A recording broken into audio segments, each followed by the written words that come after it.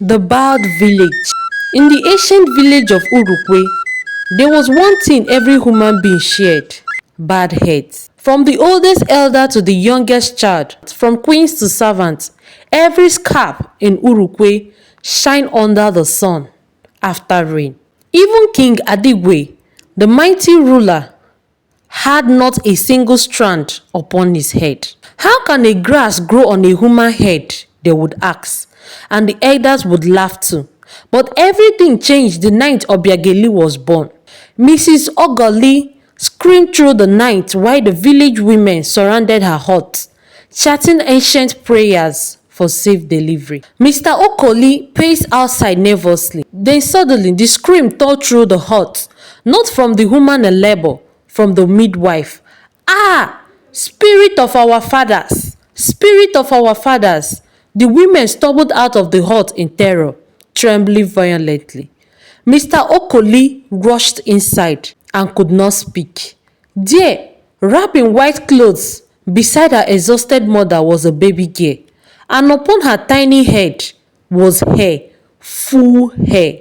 No small strands, not patches, thick black hair coiled around her face like dark river water. The baby blinked peacefully while the hair shimmered beneath the firelight.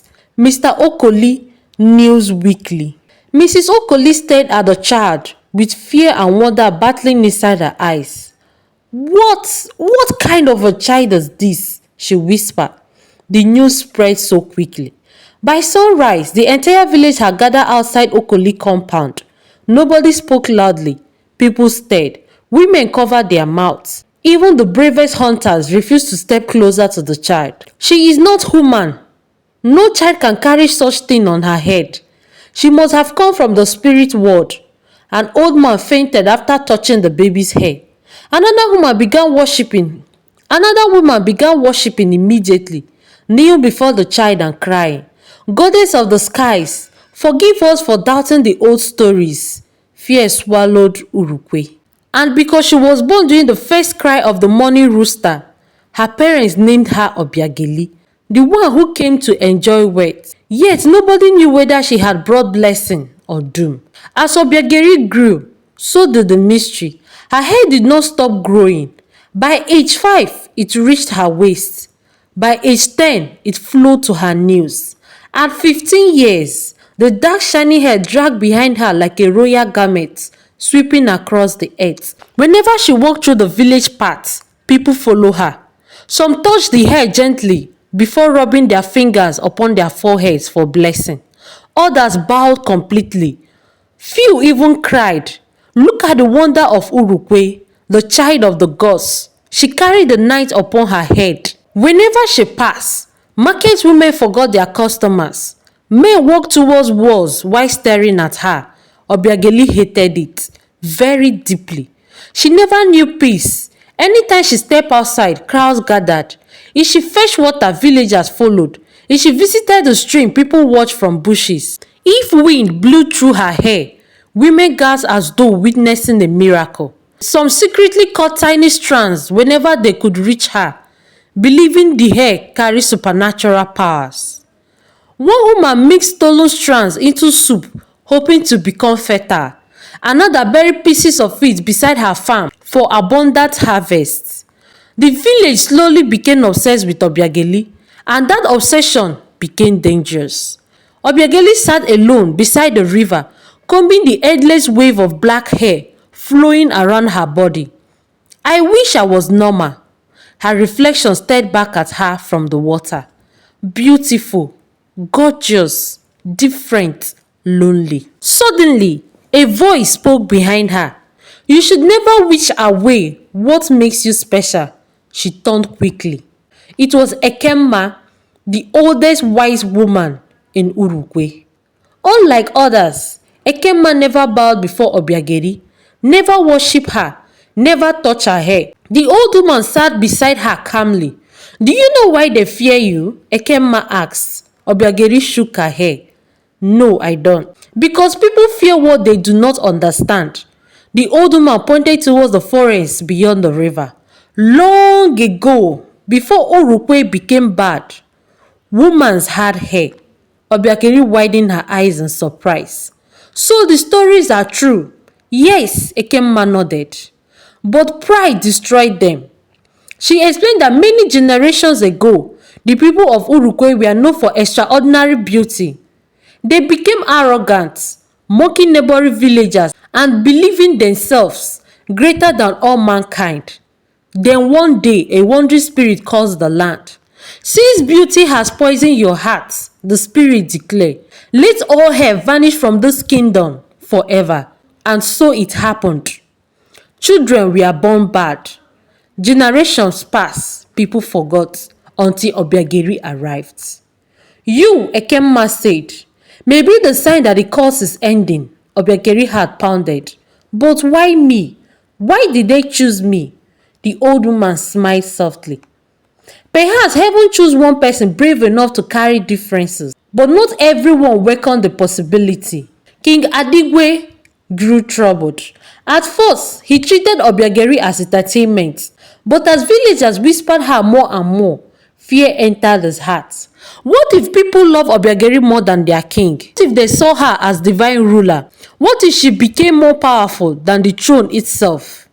So one day, he summoned his advisors. She is becoming dangerous, the king said darkly. A chief nodded. The people already knew before her, another one whispered. Soon they may abandon your authority. No! Then the girl must disappear, the king said.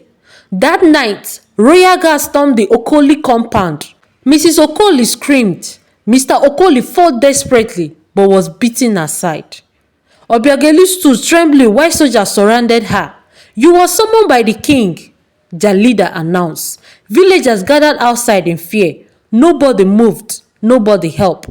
As Obiageli was dragged towards the palace, her endless hair trailed behind her through the dusty streets like a dark river of sorrow. Inside the palace, King Adigwe sat upon his throne, staring coldly at her. You have bewitched my people, he accused. Obiageli shook her head. I have done nothing wrong, my king. Lies, the king shouted. They worship you. I never asked them to. The king stood up in anger. Cut off her hair. Guards filled the courtroom. Even the guards hesitated. But your majesty, do it now. 4 men grabbed Obiageli while another approached her with sharp blade. For the first time in her life, she felt ashamed of her hair, ashamed of herself. The blade touched the flowing back strands. Then suddenly, the palace began to shake violently with full force. Thunder exploded across the sky. The guards stumbled backwards, screaming. Obiageli's hair began rising into the air, like living shadow dancing around her body. The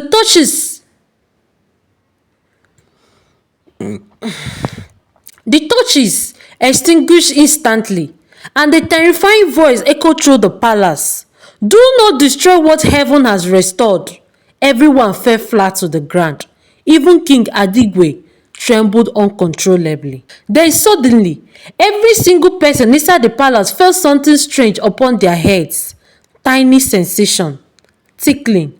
The guards touched their scars slowly and screamed, Hair! Hair! Hair! There is hair on my head! I can feel it! Hair! Small strands had begun growing from their bald heads. The king touched his own scalp in disbelief. Tears flooded his eyes. Outside the palace, villagers shouted in shock as hair began appearing across all of Urukwe. Men cried openly. Women laughed hysterically. Women laughed. Children danced. The curse was broken. And at the center of it all stood Obiageli, trembling beneath the storm, her long hair flowing like the river of destiny itself. The next morning, Urukwe looked different. For the first time in generations, comb appeared on the market. People stared at one another growing hair with amazement. Some admired coils. Others touched tiny beard excitedly. The village that once worshipped Obiageli now finally understood her.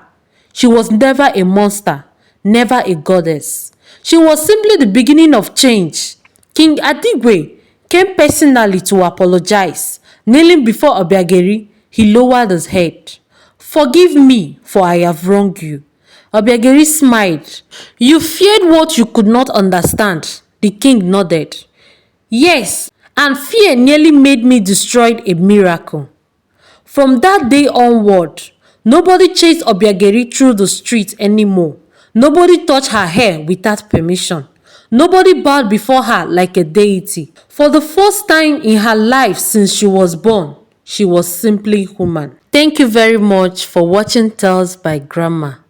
Please don't forget to share and subscribe and turn on the notification button to get notified for more interesting story.